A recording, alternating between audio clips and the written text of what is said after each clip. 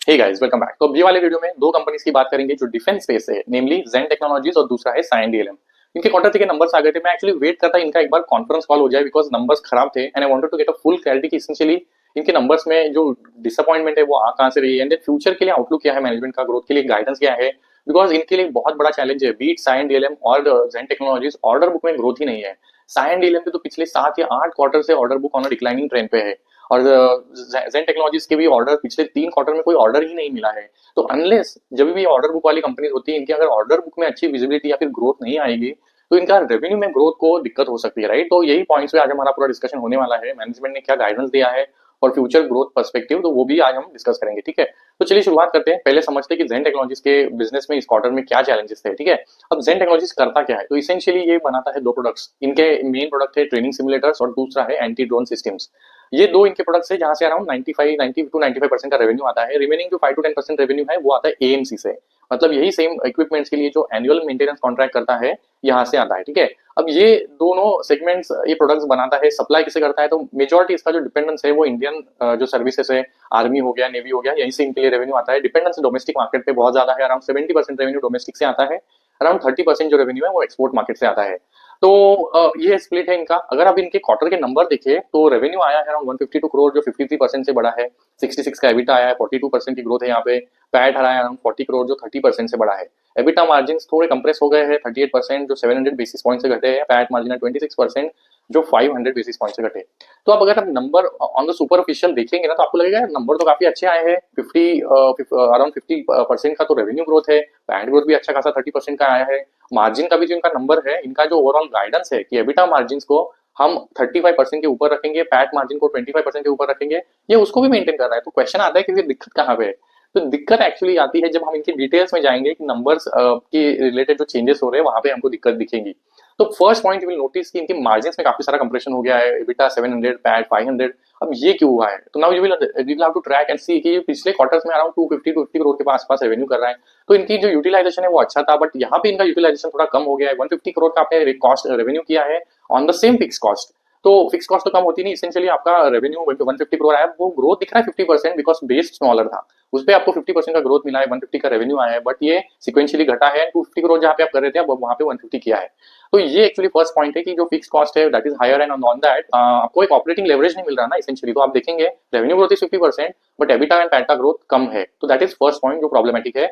आप अपने higher higher capacity utilisation पे काम नहीं कर पा रहे हो, तो ऑपरेटिंग लेवरेज नहीं मिल रहा है, ठीक है। वो एक पॉइंट है। दूसरा पॉइंट ये है कि इनका जो प्रोडक्ट मिक्स है, रेवेन्यू कहाँ से आता है, तो ट्रेनिंग सिमुलेटर्स या फिर जो इनके एंटी ड्रोन सिस्टम है। अब एंटी ड्रोन सिस्टम वाला जो रेवेन्यू है वो थोड़ा एबिटा मार्जिन से कम है। ये प्रोडक्ट पे इनको रेवेन्यू जो एबिटा मार्जिन मिलता है अराउंड 25 to 30% मिलता है और इसका कंट्रीब्यूशन इस क्वार्टर में इन रेवेन्यू वाज हायर। तो जैसे इसका कंट्रीब्यूशन बढ़ता है इनके मार्जिन को रिलेटिवली नीचे लेके आता है। और जो ट्रेनिंग सिमुलेटर्स है उसका मार्जिन कितना है, अराउंड 40%। तो प्रीवियस क्वार्टर में even that was one factor कि जो सिमुलेटर्स का रेवेन्यू कंट्रीब्यूशन है that was higher compare to training simulators. तो ये प्रोडक्ट मिक्स वाला चेंज है। चलो ये तो इतना मतलब क्या बोल सकते हैं, ये तो मतलब एक सीजनल है, जैसा ऑर्डर आएगा that what kind of order they are executing उसका इंपैक्ट रेवेन्यू में आएगा।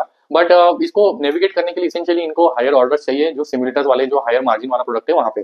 तो ये एक but see this is going to be a case like किसी क्वार्टर में सिमुलेटर का ऑर्डर ज्यादा एग्जीक्यूट होगा, कभी ट्रेनिंग या फिर एंटी ड्रोन का। तो that kind of bit of fluctuation is going to be there. But अभी 9 मंथ का परफॉर्मेंस देखते हैं, ठीक है। तो 9 मंथ का रेवेन्यू ग्रोथ स्टिल गुड, 117%, 89% का एबिटा ग्रोथ।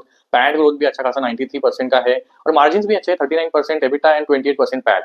बट यहाँ पे भी आप देखेंगे मार्जिन में थोड़ा कंप्रेशन है because last year as I said simulators were contributing higher जो एबिटा मार्जिन ज्यादा कमांड करते हैं।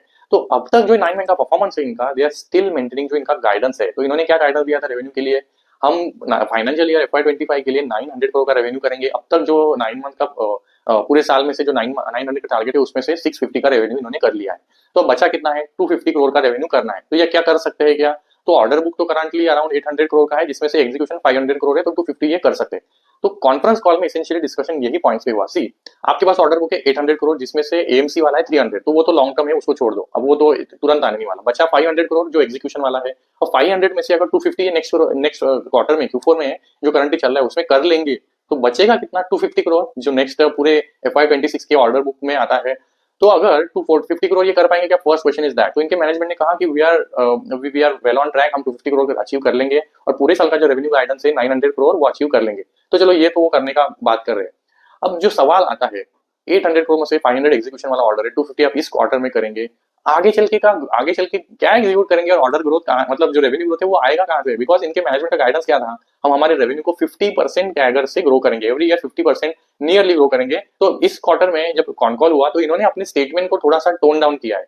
अब ये बोल रहे हैं हमारे रेवेन्यू का गाइडेंस होगा 50% CAGR, but average revenue CAGR होगा। तो ऐसा जरूरी नहीं हर साल में हम 50% करेंगे। तो FY26 के लिए नाउ दे आर सेइंग कि we may not be able to meet 50% revenue CAGR, we might have a shortfall there in terms of revenue growth। और वो तो दिख ही रहा है बिकॉज ऑर्डर बुक इनको तीसरा ऑर्डर है जब कोई ऑर्डर ही नहीं मिला है। अब जो एक और बात दिक्कत वाली है, इनके मैनेजमेंट ने Q1 के रिजल्ट्स के बाद, Q2 के रिजल्ट्स के बाद बोला था कि Q3 and Q4 are going to be big quarters जहां पे बहुत फ्लड ऑफ ऑर्डर होगा। तो these are the exactly words what Atluri, mister Ashok Atluri said, we are going to have a flood of orders in Q3 and Q4।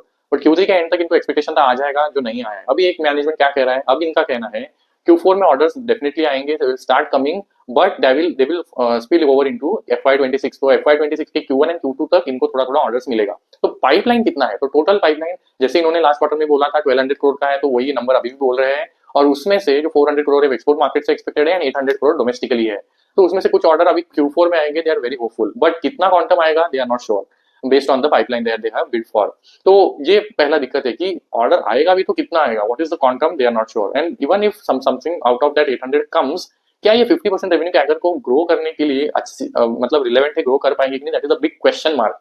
तो order book and revenue growth ये सबसे बड़ा दिक्कत है। और ये दिक्कत इसलिए है बिकॉज आपने पास में जो ग्रोथ दिखाया है उसके हिसाब से मार्केट ने आपको 100 का पी दिया था। अब 80 90 100 के पी पे आप बैठे हो और आपके अगर रेवेन्यू के विजिबिलिटी ही पूरा गायब हो जाए तो भाई तो पिटाई होनी है। तो इसका स्टॉक आई थिंक 2600 के आसपास से अभी कुछ आई थिंक 1000 पे चल रहा है, 60% के आसपास कुछ करेक्शन हुआ है। आई थिंक नंबर्स के बाद Q3 के सबसे ज्यादा पिटाई हुई आई थिंक लास्ट एक मंथ में, अराउंड 45% गिर गया है। तो जबरदस्त धुलाई पटाई हुई बिकॉज रेवेन्यू का विजिबिलिटी और फ्यूचर ग्रोथ का विजिबिलिटी एब्सोल्युटली जीरो दिख रहा है एट द मोमेंट। और अभी भी before making this video I was looking into there जो अपडेट्स है कि कोई नया ऑर्डर मिला है कि नहीं, and still there is no fresh order that they have received. तो ये सबसे बड़ा चैलेंज है and this is going to be case any company that you track, you have to have a keen eye sight on the order book. मैंने ये EPC companies के लिए भी बोला है, डिफेंस के लिए भी बोल रहा हूँ, ऑर्डर बुक जब तक आपका स्ट्रॉन्ग नहीं है, that is why always this kind of companies का जब डिस्कशन होता है कॉन कॉल, ऑर्डर बुक पे काफी ज्यादा फोकस होता है, and that this is very good example. तो हम साइन डीलिंग की बात करेंगे, उसमें भी ये पॉइंट पे विल कवर अगेन, ठीक है। तो ये सबसे बड़ा चैलेंज है ऑर्डर बुक एंड जो ग्रोथ का इनका सिनेरियो है। अब इनका कहना है कि in case whatever we order we get, हमारा प्राइम फोकस होने वाला है कि उसको तुरंत execute as quickly as possible करना, because we are striving hard to maintain that revenue growth pace. तो चलो ये अच्छी बात है कि they are quite eager and see इनके इनके मतलब एग्जीक्यूशन के लिए कैपेबिलिटी में कोई दिक्कत नहीं है, बट प्रॉब्लम है कि ऑर्डर्स ही नहीं आ रहे तो एग्जीक्यूट क्या करेंगे, राइट? वहां पे दिक्कत है ऑर्डर्स मिलना। अब इन्होंने बिजनेस अपडेट कुछ शेयर किया, तो इन्होंने QIP किया था, तो will have to go back. इन्होंने QIP किया था 1000 करोड़ का, अतुरी और फैमिली और प्रमोटर्स ने कुछ आई थिंक 1-2% कुछ डाइल्यूट किया था, I think 4%।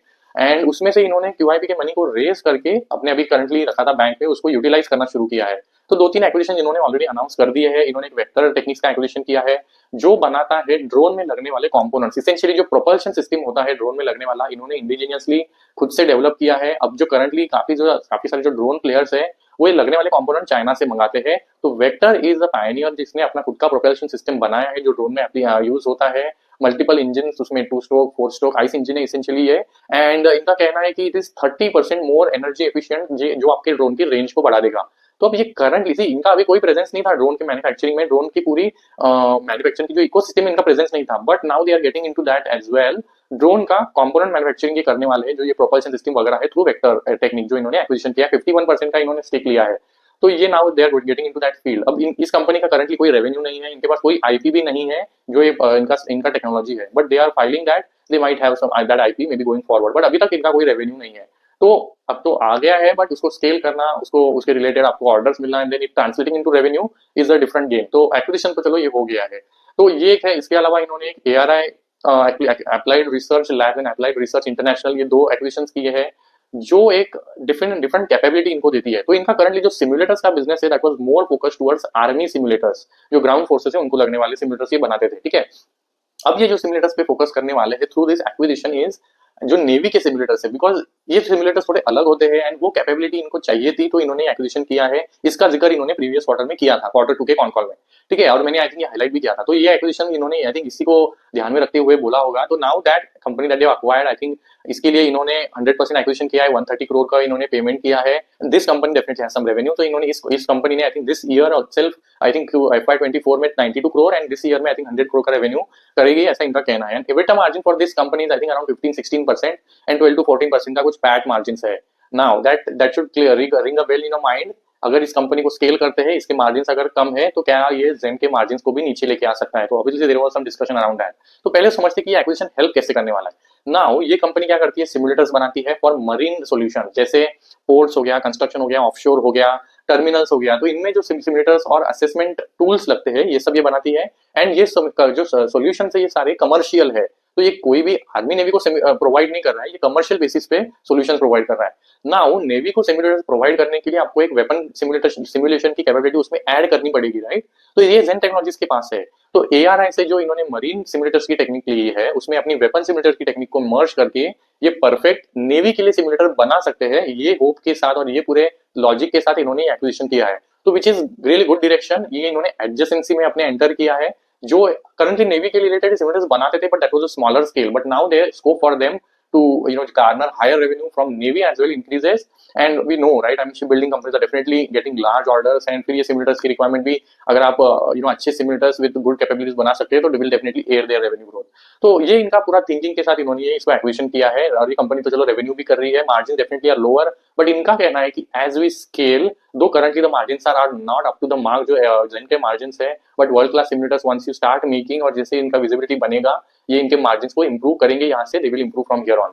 C but now you have to understand कि ये जो प्रोडक्ट लाइन बनाने की कोशिश कर रहे हैं that is not yet ready.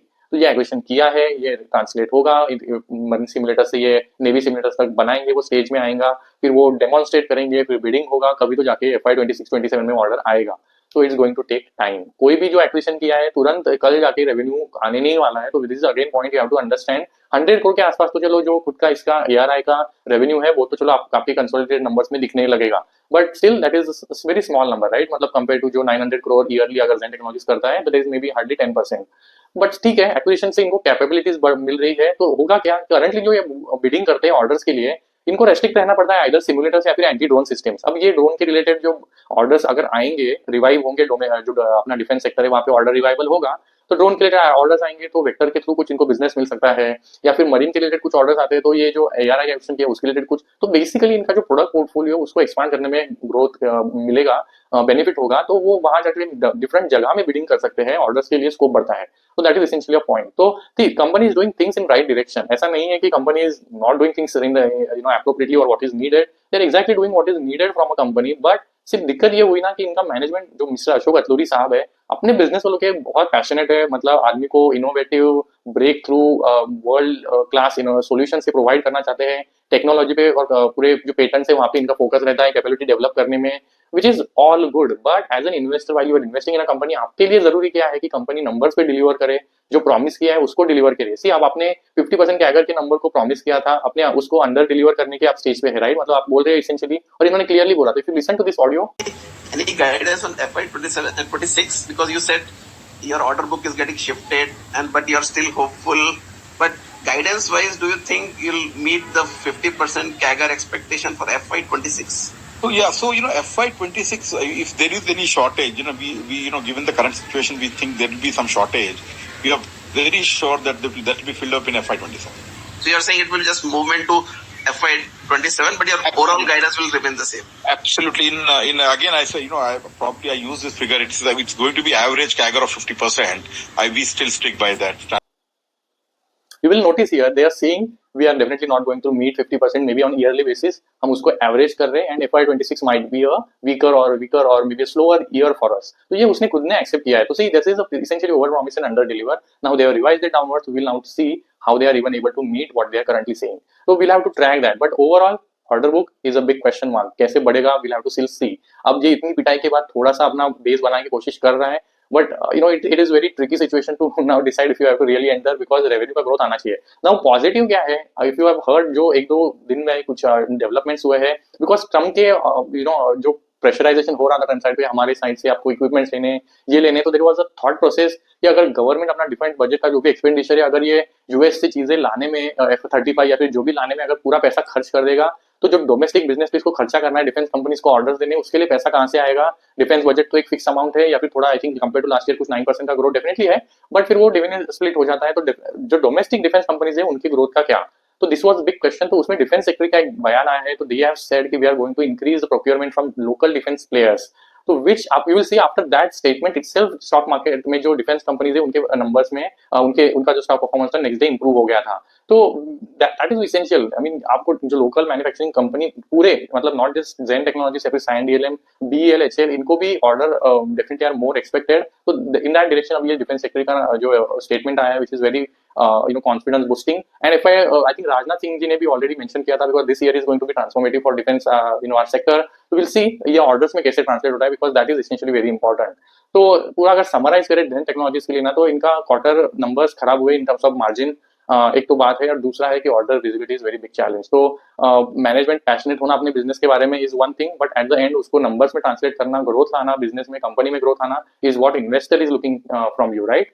तो देखते हैं ये अपने जो गाइडेंस है 50% उसको मेंटेन कर पाता है कि नहीं। I think margins 35-25 they are very confident, but let's see even if that is in question going forward as well. तो we'll keep it on track. I'll definitely cover going forward this company as well. So let me know if you have any questions. I'll cover Cyient DLM numbers into separate video, otherwise it will be a very long video.